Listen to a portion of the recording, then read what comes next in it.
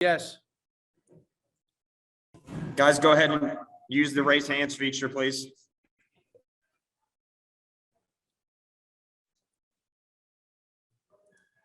All right, Jerry Tipton, go ahead. You got the first question. John, it was so much adversity you had to overcome. What do you think about the way the guys battled, competed, and persevered to send it to the final seconds? No, I loved it. I loved it. And I told him after we also had a couple guys not play well on top of foul trouble, injuries, all the other stuff, and they didn't stop. They kept playing. And we had funky lineups in that we had never used before, which gave us, we started having trouble. Okay, offensively, how do we play with this team? They've never been together, but guys fought. And that's all you can ask. They made shots that they didn't make I was disappointed in how we started the game. We had a lot of guys that it was almost like they were intimidated by the game. Well, you can't play at Kentucky if you're intimidated by a game. Just got to go play, shoot balls that are there. But, and again, I tried to get that timeout late. Joe must not have heard me. I was right there in his ear screaming it, but maybe my voice is going. But, again, for what we did and how we played to be in the game, but come on, I hate losing. So. John, can you give us an update on Xavier's condition? I don't know yet. Thanks. Larry Vaught, go ahead.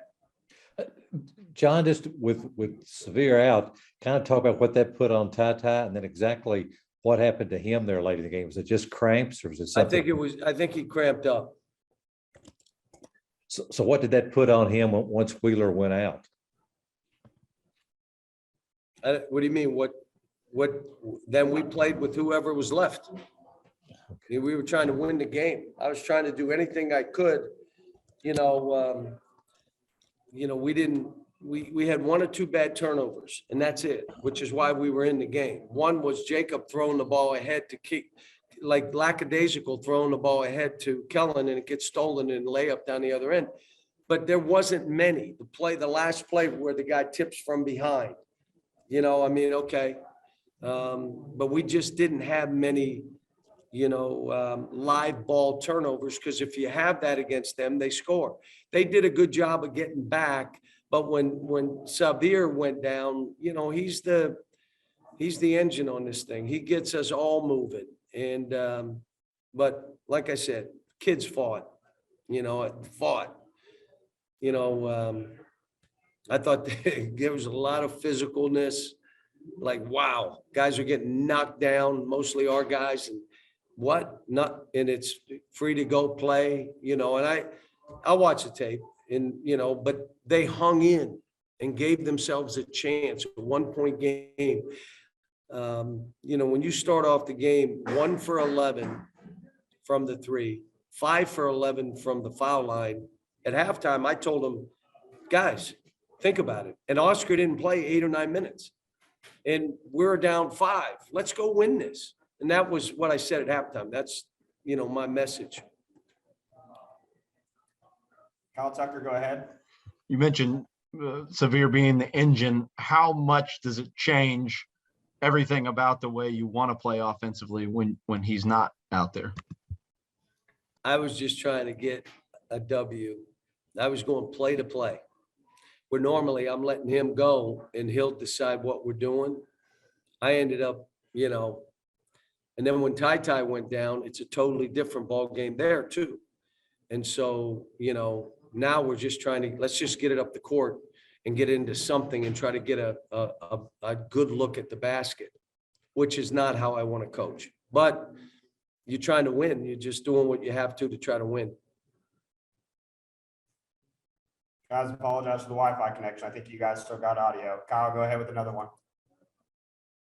Yeah, Cal, obviously Oscar sat those last 11 or 12 minutes of the first half. He seems to have done a pretty good job when he gets in foul trouble of avoiding. I don't think he got another one tonight.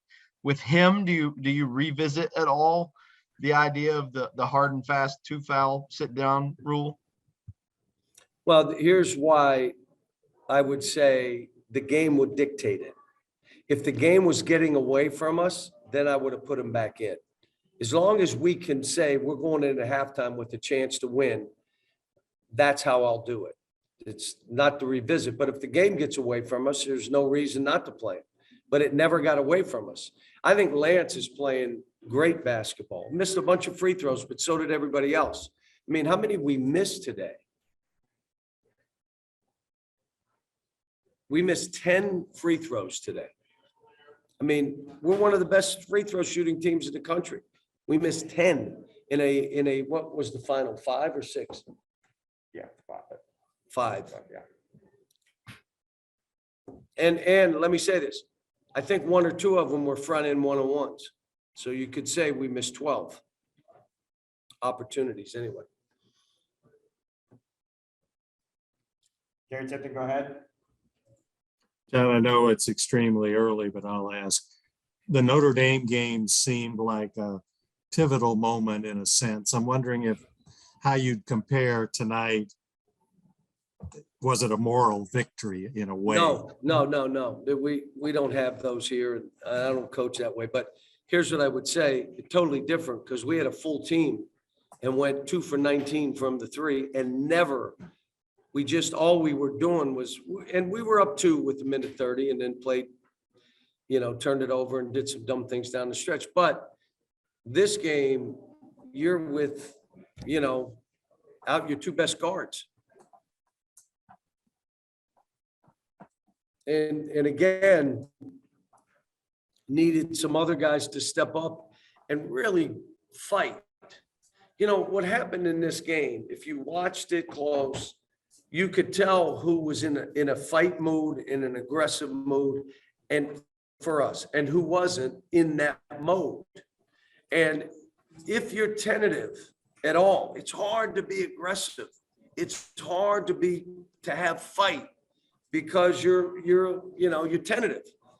And again, I told Paul, I'm taking you out. And then I did it in front of the team at halftime. If he doesn't shoot, I'm not playing him. And that's why I went to Dante. Wish Dante would have taken that charge when that kid ran down the middle, because I think that would have woke him up and maybe he could have hit a shot or 2, but that wasn't the issue. I mean, we did what we had to give ourselves a chance to win.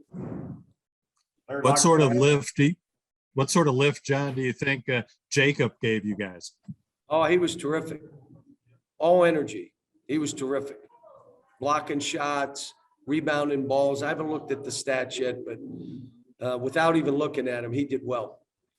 Larry Mott, go ahead. Yeah, John, I was going to ask you also about Jacob in the first half there. In the last 9 minutes, you scored 17 points and he got 13 of them. But then in the second half, he had trouble scoring. Something different they did or something different that just happened to you? I'll have to watch the tape. I know he missed some shots. Sometimes you make them and then it's kind of like Kellen. Kellen was 0 for 7 at half. I don't know what he was for the second half, but sometimes it's just they miss shots. They're not robots. They're not machines. They don't play well all the time. And I said that after. If you didn't play well, that's fine. Just play better next game. But, my thing to them as I continue, I coach, you play. If you're not going to compete and fight, I'll put somebody else in. But your job is to get in there and do that. And we have a team. I'm telling you, again, now we have to see what happens. But, we're a little bit down in numbers now. Guys, a couple more here. John, let you go before Kyle, since we sent out the wrong link. Go ahead. Yeah, Cal, you mentioned Kellen there. He obviously got really hot at the beginning of the second half, but I don't think he took a shot in the last 11 minutes until the one at the buzzer. Was that something they were doing to take that away from him? Was it Severe not being out there? What was going on? Yeah, you don't, you're not having that Severe or Ty in that lead position finding him. And, I thought Davion did fine, but he's not a point guard. He's more of a scorer. That's what he is. But I'll tell you, he fought. Davion did. He fought on defense, did some good stuff. Kyle, back to you.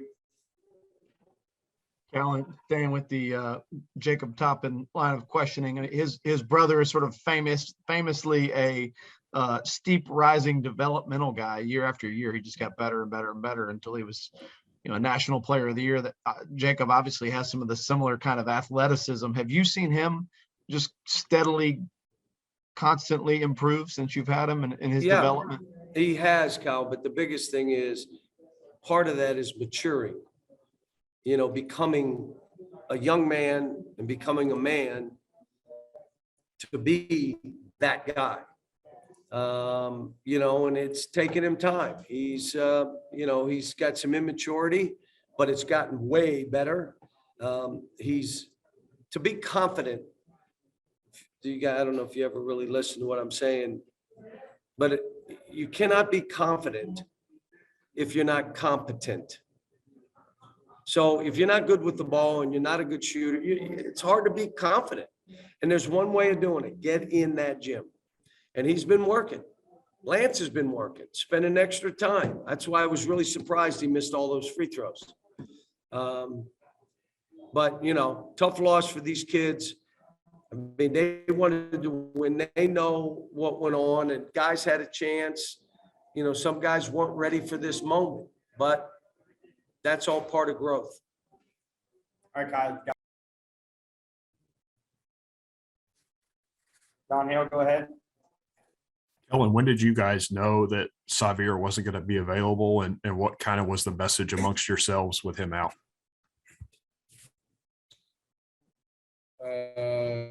Never told us he's competitively, but I think we were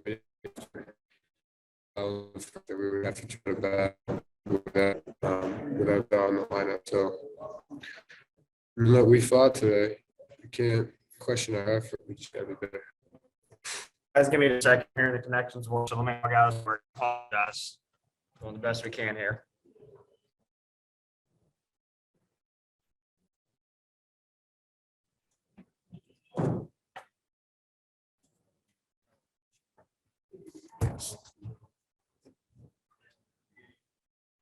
All right, John Clay, go ahead. Yeah, kind of the same question, but how big of an adjustment was it to try to run the offense without Xavier in there? I mean, it was a huge adjustment. Xavier he's our point guard. He's the engine to our car, if you will, and he's the guy that's able to orchestrate our offense and really kind of control the game and get us out in transition. So it's obviously a pretty serious adjustment on the road in an atmosphere like this when he plays 3 minutes and 53 seconds and we got to adjust on the fly. But like I said, you can't question the resolve in our fight. Jerry Tipton, go ahead. Kellen, it seemed like two halves for you. The first half, nothing going in. Second half, you got on one of those Steph Curry things going. What made the difference? I kept shooting. I didn't get down on I mean, eventually it's hard to go 0 for 10. So eventually I had some faith that a couple would drop. The coaches told me to get my legs into it more. And I was leaning a little bit. So I tried to be a little more shot prepared, running off the screens and then in the catch and shoot situations, just being down and ready. And that obviously helped in the second half. And if I can ask one more, how would you describe the impact Jacob Toppin had in kind of getting you guys going? He was awesome today. You guys saw, I mean, he kept us in the game in the first half. Getting out in transition, energy plays, a couple second chance points, had a few great drives. And yeah, he was a +5 on the game. He was one of the few guys on our team that had a plus minus. So, without him, we wouldn't have been in the game in the first half, especially. Larry Vaught, you got next, and Ken Spencer. Kellen, when you're talking about the second half, in the first 5.5 minutes, you guys scored 17 points in the second half. Then after that, it seemed like the offense just went away. Is that a credit to LSU, or did you guys quit doing what was working so well early for you? You got to attribute a little credit to LSU and then some blame to us. They definitely adjusted, however, guarding our pin down action and then some of the actions we were doing to get shots early on. In the second half, they started topping us on the baseline and making the catches a lot more difficult with their switches. So the clean looks I was getting early on, they took that away. But we gotta learn how to win in an environment like that. It's very hard to hear the calls sometimes. It's hectic, it's loud. We got to get 5 guys on the same page and be prepared to execute when the game matters. And we did not do a good job of that down the stretch. Ken Spencer, go ahead. Yeah, Kellen, I was going to ask you, what can you take away from a game like this? Or do you kind of just throw it out a little bit just because you didn't have your starting backcourt the last 10 minutes of the game when it mattered most? You certainly don't just throw it out. There's a lot of things we could take away from the game, both positives and negatives. Like I've said a bunch already, just in this presser, we're a resilient bunch and we showed a lot of resolve and toughness. We showed an ability to come out of halftime after really an abysmal shooting performance in the first half and had the capability to make some shots, but we got to clean up on execution, turnovers, getting key rebounds. It's very evident that when you're on the road, everything becomes that much more important, all the little things. And we didn't do a good job with the little things tonight. Got a couple more for Kellen, so we get Jacob in here. Go ahead, Kyle. Yeah, Kellen, about Jacob, have there been moments in practice where you've kind of seen these flurries that we see occasionally from him in games where he just kind of gets into a mode where he's dominant and using that athleticism? Seems like he has these stretches where he's in kind of attack mode and we get to really see what he can do with that bounciness. Yeah, I mean, our whole team knows he's capable. Oftentimes, what can really be a spark for anybody on the court, but you see it with Keon and Jacob especially. A couple tip balls, a block shot, a rebound in traffic, getting out in transition, getting a dunk, and you can just see how that can ignite a real quality performance. That's what happened with Jacob today, and like I said, he kept us in the game in the first half. Guys, anything else for Kellen? All right, give us a second here and we'll have Jacob swap out with them. Thanks, guys. Guys, let's get started with Jacob.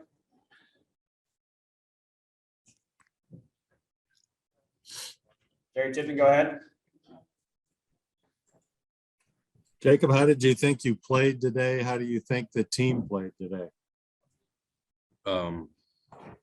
Well, without Savir, took a toll on us a little bit, but we had to adjust, and I think we adjusted a little bit, but definitely without Savir today, it hurt us a lot.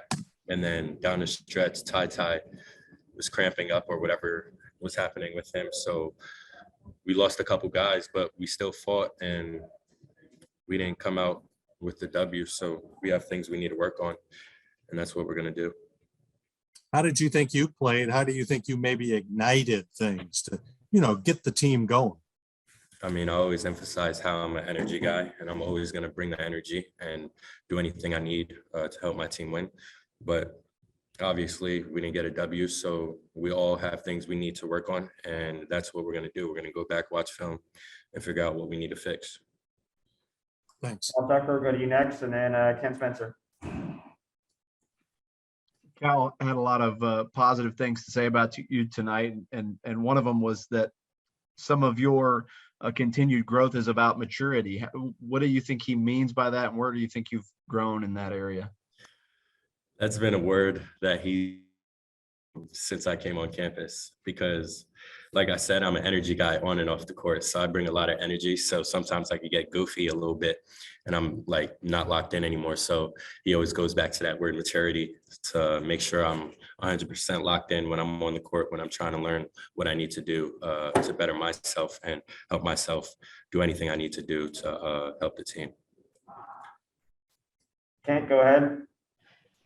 Yeah, Jacob, in practice, have you guys even worked without having Xavier and Ty in the game at the same time? And is that, something that maybe you guys need to do if you haven't, kind of in case of emergency break glass situation? Yes, we do work on situations where Ty and Xavier aren't in the game.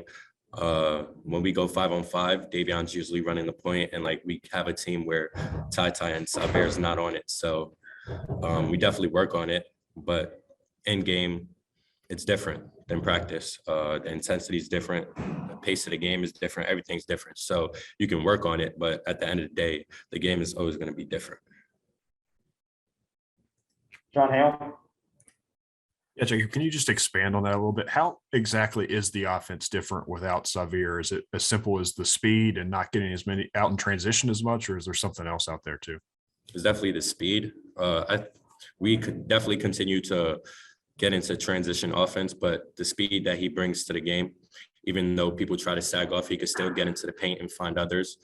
And his defensive accountability is very low. So he is very good on the defensive end. He doesn't allow a lot of points on the defensive end, and he's very disruptive on the defensive end. So that's something we lacked in today's game. But things happen. We can't do nothing about it, and we have to move on and just figure out what we need to do. Terry, back to you. Yeah, Jacob, you mentioned that when you were asked about maturity, that you can kind of get goofy at times. How does this show itself? What do you do, say, act that brings Cal to think maturity is needed? It could be something as simple as just whistling, to be honest. I whistled one time in practice. He got mad at me and yelled at me, but other things, just not paying attention, maybe laughing, just simple goofy stuff that I usually do that I need to cut out. What's that a product of? Huh? The laughing, whistling, why do you do that? Or why did you? I mean, I don't know. I've always been a person who likes to goof around, but obviously I need to change it. And Coach Cal, he's helping me change it. And it's helping me on the court. I'm being more mature and it's helping, obviously. Thanks, Jacob. Yep. John Clay. Jacob, Cal said at Kentucky, there's no such thing as a moral victory. But can you take some positives from this game, from the fact that you didn't have Xavier for basically the whole game? Ty's cramping up. You guys aren't making free throws, but you still fought. 100%. That's the positive out of here. We fought. We didn't have Xavier. We didn't have Ty down the stretch. We didn't shoot the ball well. We shot 33% from the three. That's okay. They could be better. Free throws, 100% could be better. So there's definitely positives. We were in the game with all these mistakes that we've done, with all these missing pieces to our puzzle, and we still lost by what, 5? So can't do nothing about it. You got to move on, watch film, better yourself, better the team, just move on from it.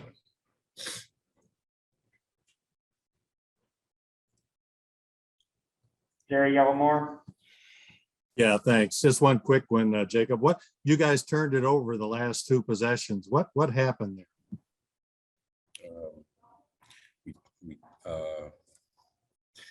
We turned it over. We were careless with the ball, and that's really about it. We were just careless down the stretch, and it caused the turnover. I don't know what else to say about that. Thanks.